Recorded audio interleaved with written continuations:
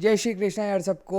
Start करते हैं day 3 और फाइनली आज ये चैप्टर को हम लोग एंड करने वाले हैं। ठीक है, ऑब्वियसली चैप्टर एंड होगा, फिर क्वेश्चन आंसर्स वाले ही एक चीज़ तो होगी ही होगी। वो सारी चीज़ें तो करनी ही करनी है, बट आज चैप्टर की रीडिंग और चैप्टर का समझना विद ऑल एग्जाम्पल्स आज ख़त्म होगा। एंड या so let's start with continuous charge distribution. ठीक है ना। We have so far dealt with charge configurations involving discrete charges. One reason why we restricted to discrete charges is that the mathematical treatment is simpler and does not involve calculus. For many purposes, however, it is impractical to work in terms of discrete charges and we need to work with continuous charge distribution.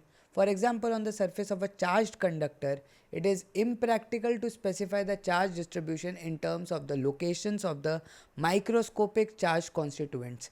It is more feasible to consider an area element delta S on the surface of the conductor and specify the charge delta Q on that element. We then define a surface charge density sigma at the area element by sigma is equal to del Q by del S. तो देखो यार, obviously मैं एक बार बस ये पढ़ रहा हूँ, बट मैं तुम लोग को ना बहुत ही सिंपल लॉजिक के हिसाब से सारी चीज़ें बता दूंगा, सो दैट आप इसके अंदर कॉम्प्लिकेट मत करो। क्योंकि जेई में मैं पिछले पास्ट अगर आप क्वेश्चन देखो तो कंटिन्यूस चार्ज डिस्ट्रीब्यूशन के क्वेश्चंस काफ़ी हद तक ज़्यादा आते हैं। और अगर कंटिन्यूस चार्ज डिस्ट्रीब्यूशन, अगर यही सारी चीज़ें कंटिन्यूस जो आपका मास डिस्ट्रीब्यूशन भी होता है, जैसे ग्रेविटेशन में भी होता है, ठीक है, जब इंटीग्रेशन के क्वेश्चन आते हैं तो उसको जितना तुम सिंप्लीफाइड वर्जन में सोचोगे ना उतना ज़्यादा आसान होता है। ठीक है, उतना ज़्यादा आप लोग का क्या होता है, आसान होता है। So we can do this at different points. मैं एक बार से पढ़ रहा हूँ और फिर मैं एक सिंप्लीफाइड वर्जन तुम लोग को ला के दे दूंगा, वो तुम लोग समझ लेना। अगर वो समझ में आ जाता है तो जब हम लोग एग्जाम्पल्स और आगे प्रूफ्स वगैरह करेंगे तो बहुत आसान लगने लगेगा यार, ये हलवा है। ठीक है, so we can do this at different points on the conductor and thus arrive at a continuous function sigma called the surface charge density. The surface charge density so defined ignores the quantization of charges and the discontinuity in the charge distribution at the macroscopic level. और हम लोग ने ये बात बहुत की भी थी बेटा फर्स्ट लेक्चर के अंदर ही कि मैक्रोस्कोपिक लेवल पर क्वांटाइजेशन ऑफ चार्ज होता नहीं है। ठीक, sigma represents macroscopic surface charge density, which is a sense is a smooth out average of the microscopic charge density over an area element, and we say as said before is large microscopically but small macroscopically. The units for sigma are coulomb per meter square. बस तुम्हें ये याद रख लो, coulomb per meter square होता है। Similarly, there is something known as linear charge density and a volume charge density. Linear charge density lambda से denote की जाती है और वॉल्यूम चार्ज डेंसिटी रो से डिनोट करी जाती है। तुम बस इस चीज़ को समझो। Where delta is a small line element of a wire on the microscopic scale that however includes a large number of microscopic charge constituent. Delta Q is the charge contained in that line element. The units for delta are this coulomb per meter and volume charge density is this. The notion of continuous charge distribution similar to that we adopt for continuous mass distribution. देखो mechanics में भी आ गया। ठीक है, when we refer to the density of liquid we are referring to its macroscopic density. We regard it as a continuous fluid and ignore its discrete molecular. नहीं समझ में आने की ज़रूरत है ये सारी चीज़ें। ठीक है, ये भी मैं फटाफट से पढ़ रहा हूँ और इसको फिर मैं डायग्रामेटिकली तुम्हें समझाऊंगा। The field due to a continuous charge distribution can be obtain in much the same way as for a system of discrete charges. Suppose a continuous charge distribution in space has a charge density rho.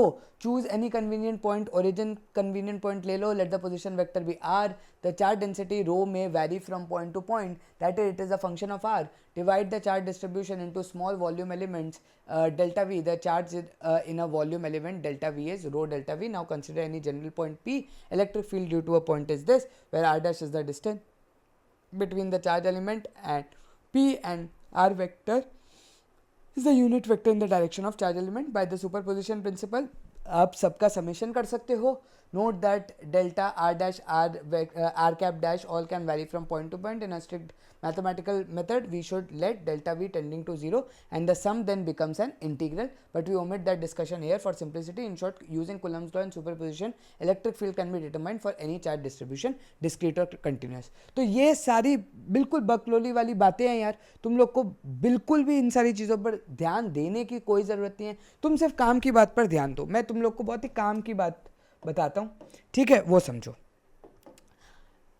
सबसे पहले तुम ये देखो 1D 2D 3D, ऐसे देखो column बनाओ, ठीक है। 1D मतलब 1 डायमेंशनल तुम्हारे चीज़ें क्या होती हैं, अगर मैं बात करूं जिसपे मैं मान के चलूंगा कि मैं थिकनेस को इग्नोर कर रहा हूं, तो अगर आप एक स्ट्रेट वायर ले रहे हो, अगर आप एक वायर ले रहे हो, ठीक है, अगर आप एक सर्कुलर लूप ले रहे हो, ये सारी 1D फिगर्स हैं, ठीक है। 2D फिगर्स पे अगर हम लोग बात करें तो 2D में आपकी डिस्क आ जाती है बेटा, डिस्क जो आपकी ऐसे आपकी डिस्क होती है वो आ जाती है, ठीक है। 2D फिगर में आपकी एक पूरी की पूरी शीट ऑफ पेपर आ जाएगा। वहीं पर 3D फिगर की अगर मैं बात करूं तो 3D फिगर में आपका एक स्फीयर आ जाएगा, बॉल आ जाएगा, स्फीयर, ठीक है, सिलेंड्रिकल शेप आ जाएगी, ठीक है। तो ये सारी आपकी 3D फिगर्स होती हैं। अब मैंने ये चीज़ क्यों समझाया कि 1D क्या है, 2D क्या है, 3D क्या है, इसको अगर मैं थोड़ा सा ध्यान से समझूं 1D 2D 3D को, तो बेसिकली 1D का मतलब क्या है, अगर मैं ये मानूं कि हर जगह charge plus plus plus plus plus plus plus plus plus plus plus plus ऐसे आपके हर जगह चार्जेस प्रेजेंट है, हर जगह क्या प्रेजेंट है, चार्जेस प्रेजेंट है। अगर मैं एक यूनिट एरिया फिक्स करूं, मतलब 1 सेंटीमीटर स्क्वायर का एरिया फिक्स कर दूं, 1 सेंटीमीटर स्क्वायर का अगर मैं एरिया फिक्स कर दूं या 1 मीटर स्क्वायर का एरिया फिक्स कर दूं, ये बहुत बड़ी वायर है मान के चल रहा हूं, या 1 सेंटीमीटर स्क्वायर का एरिया फिक्स कर दूं, तो ये मैंने इतना एरिया कर दिया बेटा फिक्स, ये मेरा एरिया हो गया बेटा फिक्स। ये इतना एरिया मैं ऑब्वियसली यहां पर भी बनाऊंगा, कहीं पर भी बना सकता हूं, एक यहां लेट्स सपोज बना दिया, क्या सेम एरिया बनाया।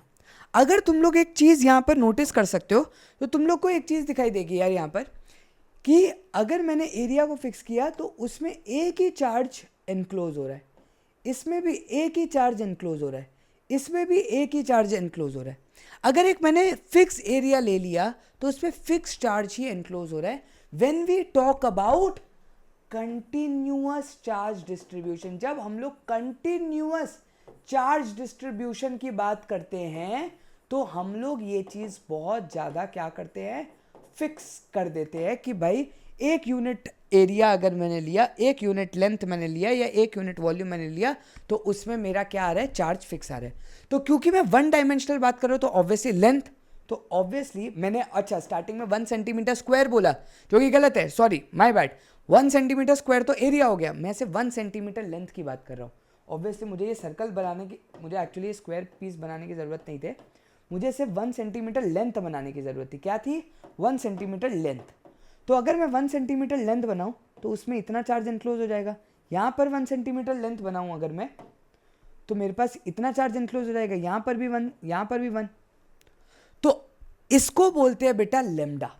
Lambda stands for dq/dl। अगर मैं किसके फॉर्मेट में लिख रहा हूँ, अगर मैं डिफरेंशिएशन इंटीग्रेटेड फॉर्मेट में लिख रहा हूँ, ठीक है, कैलकुलस फॉर्मेट में लिख रहा हूँ, तो dq/dl या फिर lambda is equal to del q/del l। मतलब अगर आप एक छोटी लेंथ ले रहे हो तो उसमें छोटा सा चार्ज कॉन्स्टिट्यूट होगा, and this lambda is constant, this lambda remains constant through out the shape. अगर आप कंटिन्यूअस चार्ज डिस्ट्रीब्यूशन की बात करते हो तो मैं मान के चल रहा हूं कि यूनिफॉर्म चार्ज डिस्ट्रीब्यूशन है, यहां पर कंटिन्यूअस चार्ज डिस्ट्रीब्यूशन में भी यूनिफॉर्म चार्ज डिस्ट्रीब्यूशन, ठीक है, कि यहां पर 1 सेंटीमीटर में एक, यहां पर 1 सेंटीमीटर में एक, यहां पर सिमिलर बेसिस पर अगर मैं ये भी तुम्हें समझाऊं, plus plus plus plus plus plus plus plus plus plus plus, अगर मैं 1 सेंटीमीटर की आर्क लेंथ लूं, ये ली, उसमें एक ही चार्ज आ रहा है, तो क्योंकि मैं यहां पर लेंथ की बात कर रहा हूं तो देखो मैंने लेमडा में डिनोट करूंगा। सिमिलरली जब मैं एरिया में बात करता हूं तो देखो बेटा plus plus plus plus, let's suppose